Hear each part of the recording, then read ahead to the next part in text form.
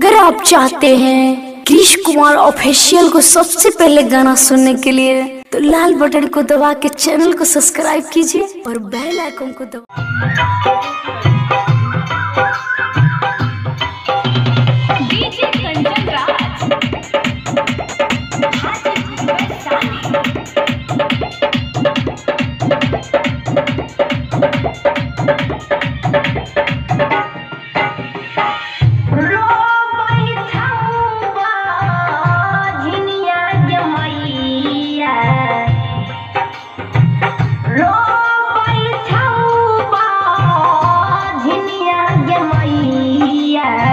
गोदिया में गाई देला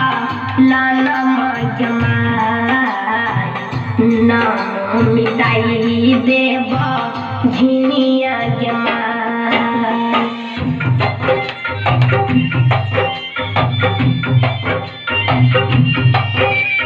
डीजे कंचन राज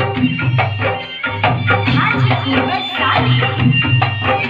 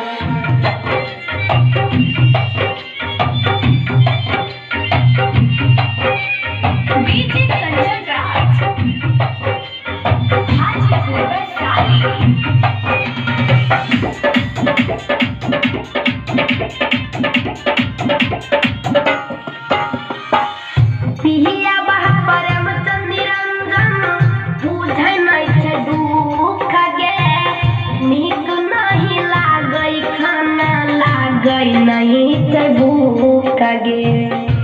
एक नहीं लागई खाना लागई नहीं ते भूख गे आसमानिया सित हमर बुझै नहीं छै दुख गे नीक नहीं लागई खाना लागई नहीं ते भूख गे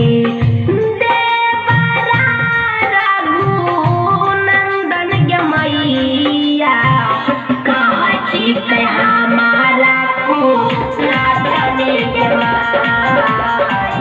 गोदिया में गाई